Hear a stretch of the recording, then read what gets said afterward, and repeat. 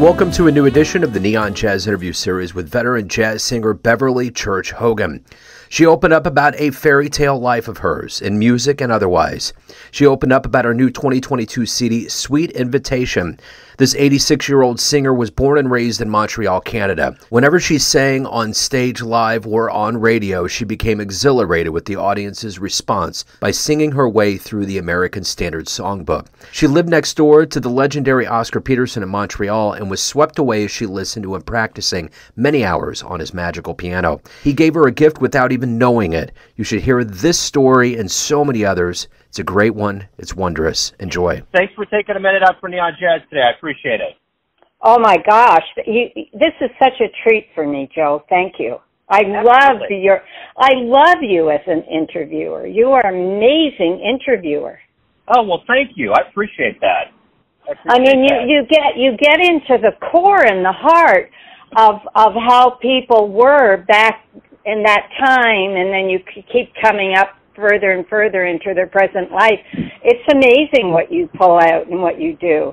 I appreciate that. That means the world to me. That's really why I wanted to do this to begin with, because that's really the essence. I think sometimes musicians get hit so much with the specifics of the craft, but it's really about what's behind the motivation and the soul of what people do and why they do it.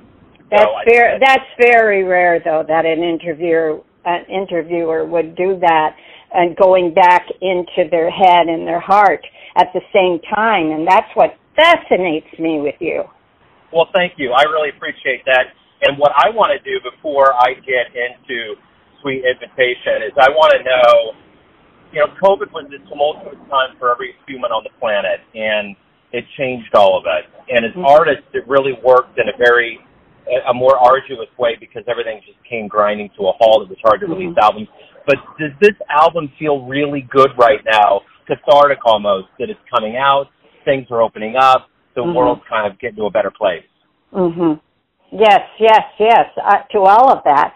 I mean, COVID for us was really, I don't know if I should tell you this on radio, but it was damning for me because I lost 3 beautiful family members in COVID, and I couldn't get to them, and it was heartbreaking. Yeah, COVID really was not my friend, but I tried to go along with it, but it was hard, and not singing was difficult. Yeah, I have a 17-year-old special needs son, and he loves 2 things more than anything: Major League Baseball and school. So when that happened in March, I was just like, I don't know what I'm going to do. Like, everything came to a halt, and, it has a monopoly on it. You got to pivot, move, but it's devastating. The loss of life and everything that went into it, because it wasn't like 1 or 2 or 3 things was affected. It was like our entire existence, everything was affected, and I'm even still in shock now whenever I have the world's doing things that it did pre-2020, and I'm still trying to adjust. So we're all going through a psychological quagmire dealing with it. That's true. And actually, though, out of that horrible pandemic came a song on my CD because of me losing the most wonderful, wonderful man I had in my life. He was in his 90s, but he was just a super giant to me. And he was in the business way back, where he was a big manager to a lot of stars, but he was everything in my life. I loved him dearly, and he was fine, and he got COVID, and within 2 days he was gone. And so he always loved that one song that I did on my album called Lost in His Arms, because he chose that song for me way back, and he said, you got to sing this song. This is your song. And so I did on this new CD I have on Sweet Invitation. It was very sad, very. But out of it came, I got lost in his arms, and so that'll live on in my life forever for him, Well, and I think that's the thing that we all learned over this time. If we didn't have art, it would have been a very, very, very dark time. If we didn't have TV, film, music, anything artistic related. Yes. To have that healing power of having that song out there forever Mm-hmm. It's big. So the rest of the album, how did you artistically construct this particular release? Well, what I usually do with, especially with my first one too, my first album that came out in 2018, I just reach deep and think about a certain time in my life, and I choose the song for that certain time. So it's always a blink of an eye moment in my long life, and that I have to sing it. And that's how this album came about. There were certain songs that I truly loved, like Falling in Love with Love is from my youth, and I thought, oh, it's time for me to put that in, because I remember when I sang it, how I felt at that time when I was a teenager. And so, that's how I choose my songs. I choose all of them. And of course, John Prue, who is my musical director, arranger, and my rock, he's been with me for way over 10 years. I don't read any music. I can't read a note of music, but I have an incredible ear. And I know where, I want the bass to be, and John is right there with me, and he'll suggest certain things, and it's pure joy, Joe, to be with John and arranging and getting my show ready. Like I just had a big show at the Catalina Jazz Club on June 5th, and it was wonderful because my musicians, I'm in such awe and respect for my musicians, because I have them, some of them have been with me for over 10 years also, and it's a pleasure. And the thrill for me is when I come off stage and they tell me that they can feel and hear the love I have for the musicians, and they feel the love that the musicians have for me. So it's just not a job for them. They love being there, and I excel when I'm on stage with them. That's how I feel. And each song is precious for me because, like I said, it's always a blink of a moment, blink of an eye moment for me when I choose my songs. I love the songs I choose. That's wonderful. And I'm curious, what are you hoping, not only with this, but in general, what's your hope for the listener, what they'll get out of this album? Well, I have always, since I was, went sort of professional when I was 16 years old, I am hoping that they will think that I am sitting right next to them, and that my song that I'm singing to them becomes their song. And I'm hoping that each song that I sing, as they think I'm sitting right beside them, that it will bring up a moment of a blink of an eye moment in their life. Like I had 3 people tell me June 5th, and they usually do every time, that I made them cry. And I know then I did my job. I touched their heart. And, I'm not a scat singer. I'm just a singer.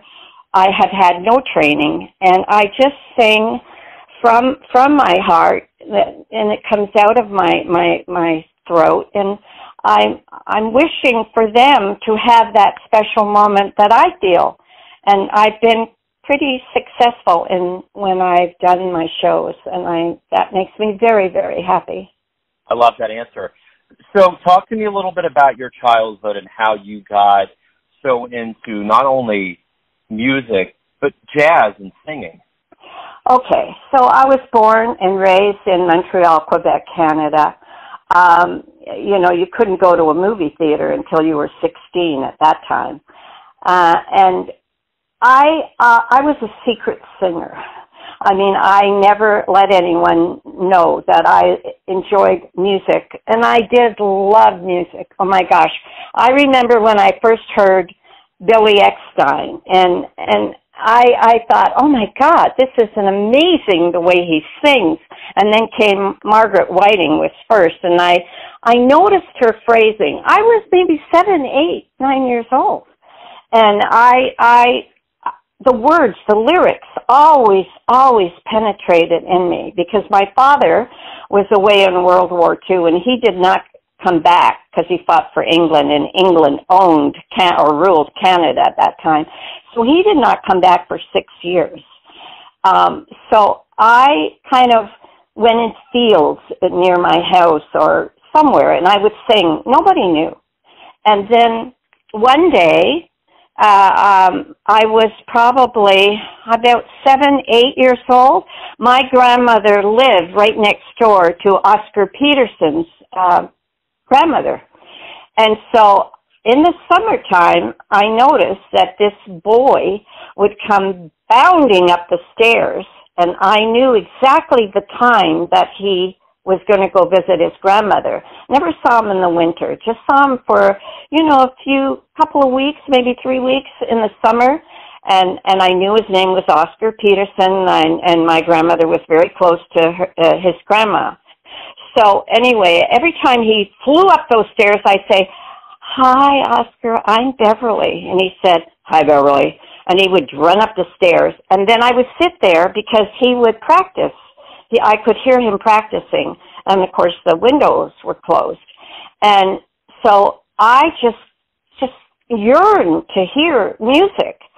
And so anyway, I said to my grandmother, "Ask his grandmother, please, to have me come in the room so I can listen to him. I'll be very quiet." I said, "I won't say a word."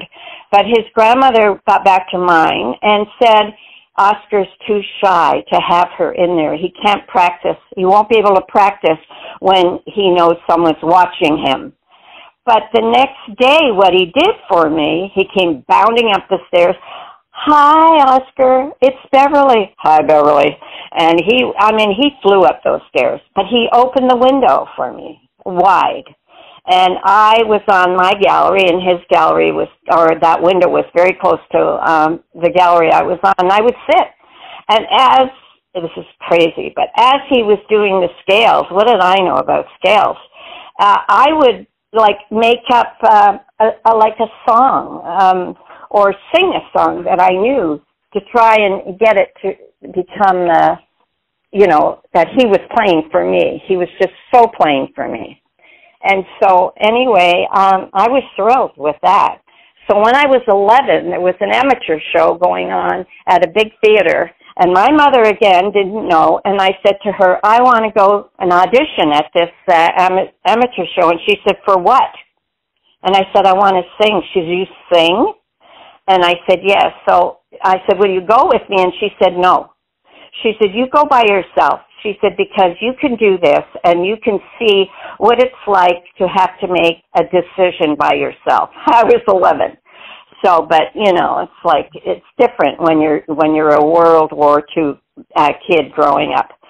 So I went to the theater, and I saw people handing the piano player, they had a trio, white sheets of paper, and I thought, what is that? And I was all alone in a dark theater with a big theater, and they called me Beverly L'église, which is Beverly Church, and I thought, I can't do it. And so my voice said to me, "You get up and you go and walk up on that stage." So I went on the stage, and the piano player said, "Where's your chart?" I said, "Oh, that's what it is." And I said, "I don't have one, but if I'll start to sing and you follow me." Can you believe that? So I sang, and I got, I was on the amateur show for 4 weeks and won. And my prize was a radio spot on the Montreal CKVL radio station. And so I won that, and I went to sing, and they asked me to come in for a few months, and I used to, get into pretty clothes and run down the radio station. I would sing. And then at 16, I had the ultimate pleasure of being hired to be in this beautiful, beautiful show. It was for the Royal Canadian Legion show, and the Royal Canadian Air Force flew us. It was a big show, and I was hired as, quote, unquote, the jazz singer.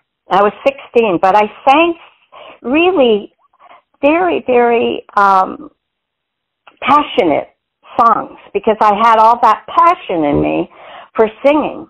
And we flew, Joe, to the most obscure, secret Air Force bases like Labrador, Greenland, where all the Air Force women and men were housed. It was only in the winter. It was the most amazing, amazing, amazing experience anyone could have, especially when it was like a Bob Hope Troop show, but it really wasn't. It was very Canadian.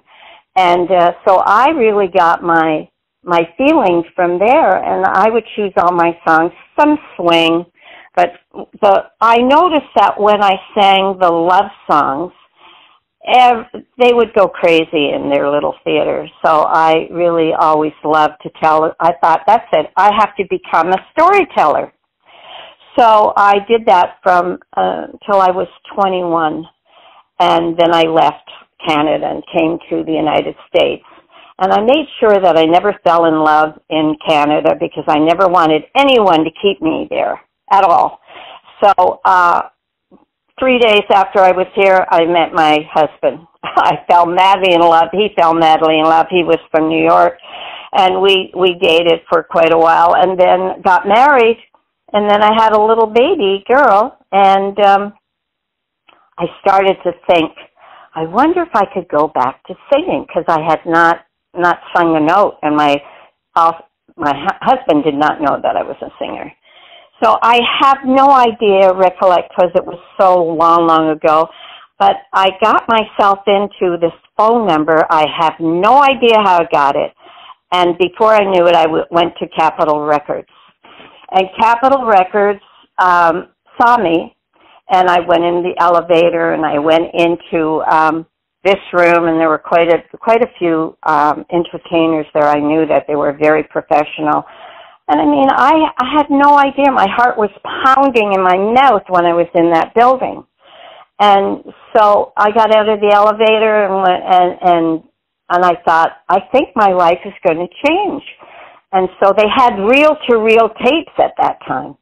And so they had a trio there, and I sang.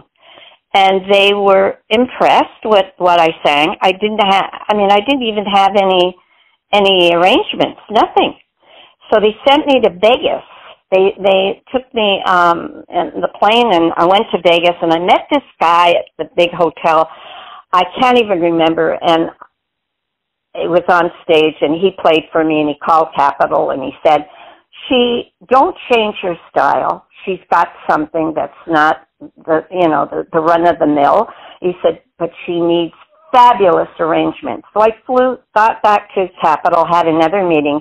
My husband still didn't know what I was doing, and so they said to me, "We'll give you a record contract, and you're going to have 58 straight weeks of work."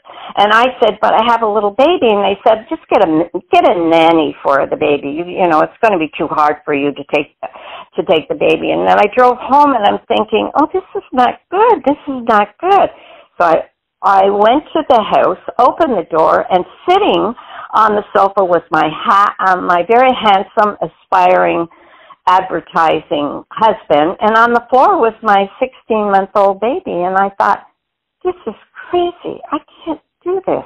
So I go to the phone, and I remember saying that once you make this phone call, Beverly, you cannot have any regrets of what if, maybe.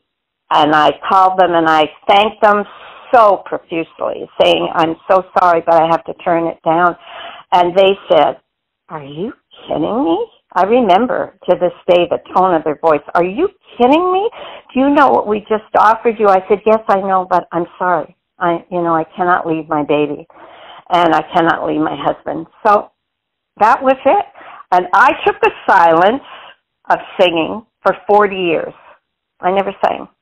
And then in 2003, 2004, somebody was at a party, and I was at the party, and I had made a record at someone's house for this person. I didn't put it out or anything, but I did some wonderful songs on it, and I had musicians. This guy was my friend, the piano player, and he brought in some musicians that were great, and he played it at the house, and this guy said to me, this guy went to the host and said, "Who's that singing?" And he said, "She's right over there."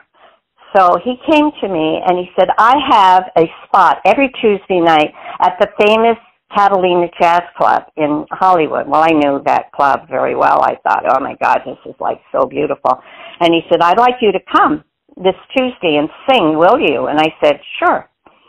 So I did, and the word got out among people that I knew, and they said, "What? You sing? You sing? You sing?" And so they all came to see me, and the place was packed. And after I got off stage, Catalina Pescu came up to me, put her arms around, and said, "Hello, I'm Catalina. Listen to me very carefully.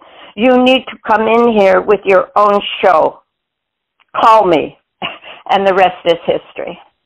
That's a wonderful story, and I could tell from the word go with you that there's a radiance. You have a radiance about who you are, and all of those images of Oscar Peterson playing. You could have one of the best children's books explaining your life, and Norman Rockwell could be the artist doing it. I mean, all the vignettes that you put out there are so full of imagery and beauty. It's wonderful. Oh, thank you. Well, I've had an interesting life. I never yearn for my youth, ever. I yearn to be a better performer, and I yearn to stay healthy. Because as you know, in 2 years, I will be 90. And I'm hoping next year I'll have another CD that I want to make. I have, some ideas for. And I really would like to be one that could live until 100 and sing until 100, because I have all this passion in me, and I just know that my musicians are so important to me. I mean, I can hear their music always in my head, and that's what I yearn for. I yearn that I never, ever, ever, ever will lose my passion inside of my heart, because it's like my passion cup runneth over all the time, because I always have these ideas, and it stimulates me, and I want to keep that, because I believe that age is, like people will always say, age is just a number, but standing before me is that person that's saying that. She's probably he's probably 40 or 50. And nobody knows what it's like until you get there to be in your 80s. 80s is a life-changing thing. It really is.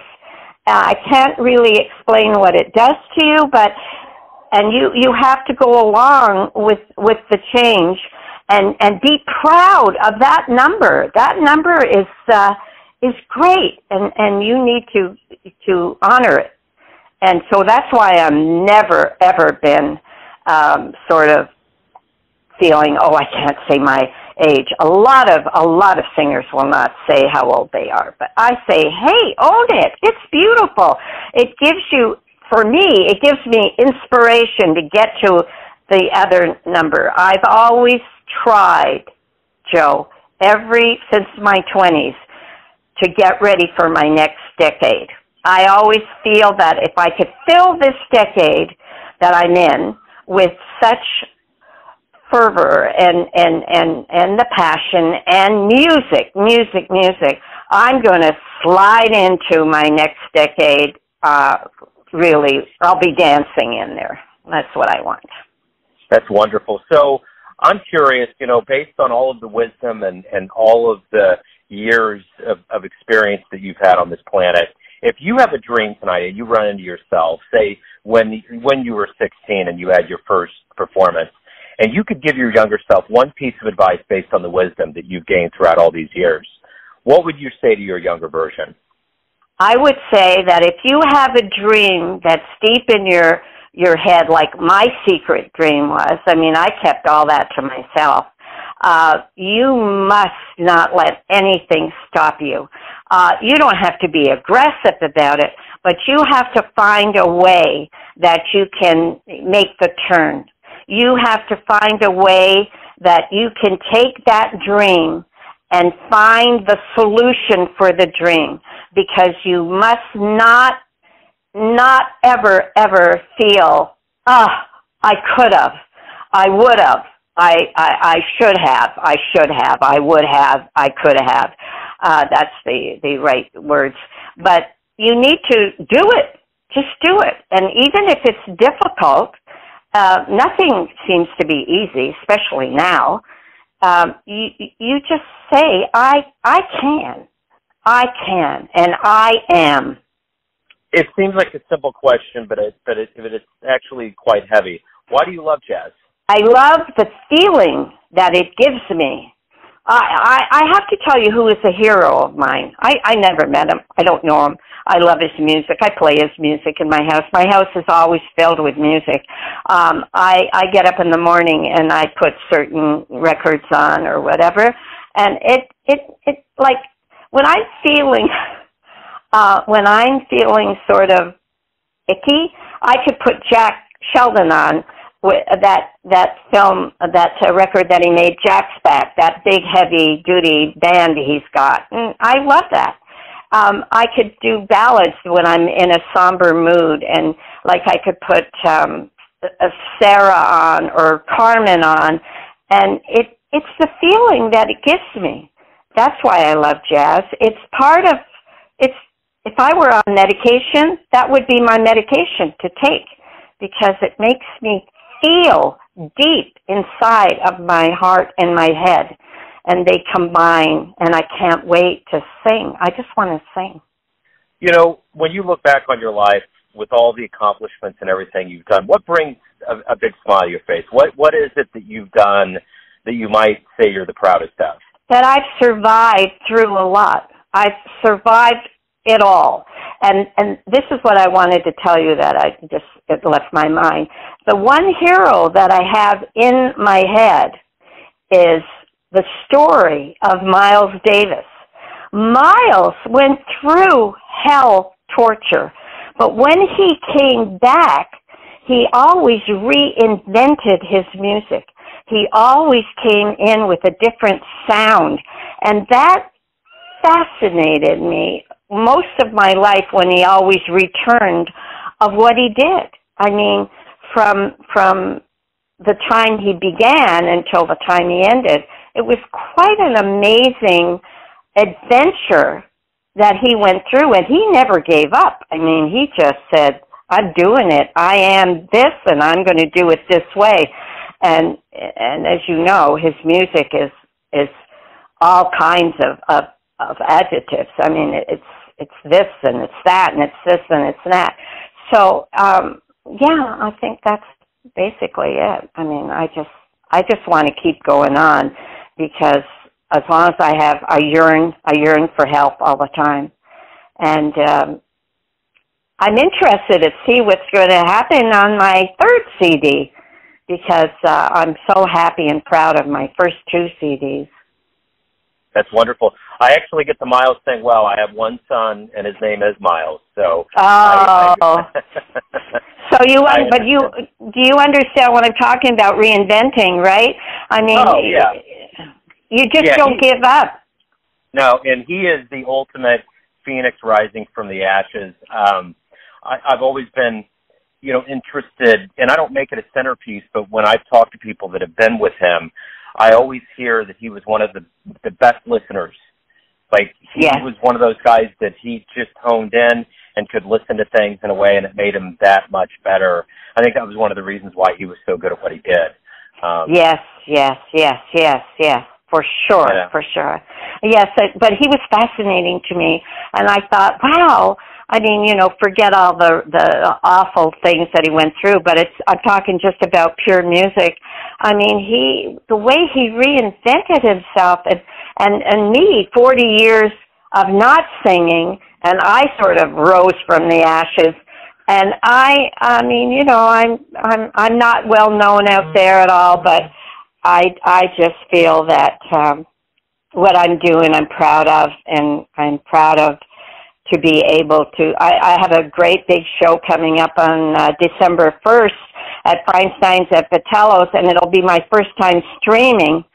So I'm so excited about that. I know now that people in the UK and Spain and Canada now can hone in and listen to my show that I'm so proud of, because I have the same musicians that are coming for me at Feinstein's at Vitello's on December 1st that I had on my CD, which is rare because you never get them all. But they're all going to be back on stage with me on that date, and that is thrilling to me to get ready to get that show together. So that's why don't give up on your dreams. Nobody should. Try other avenues. See what the solution is. You can.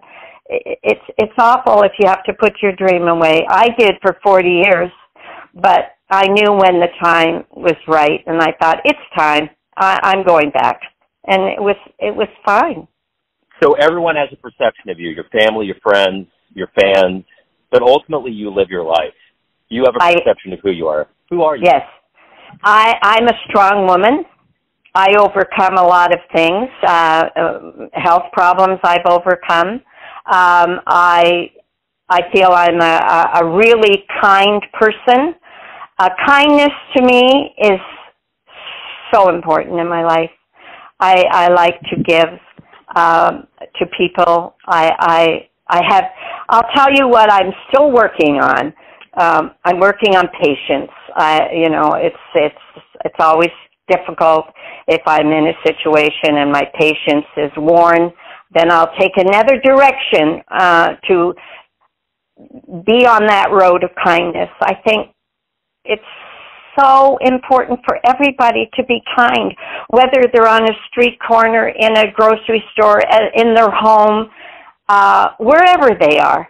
The word kindness, sometimes just look around you and be aware. I think I was born really with a gift.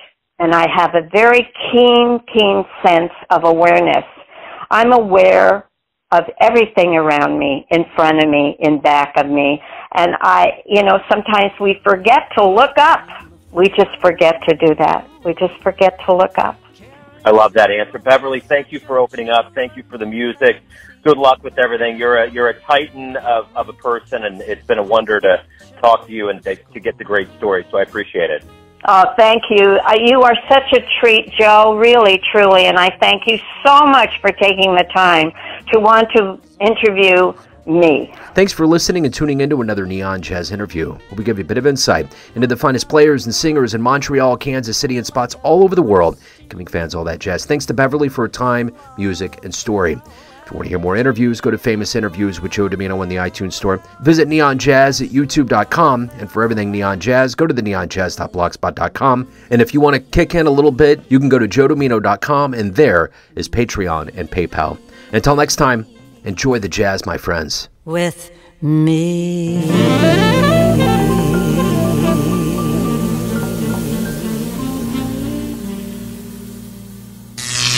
Neon Jazz.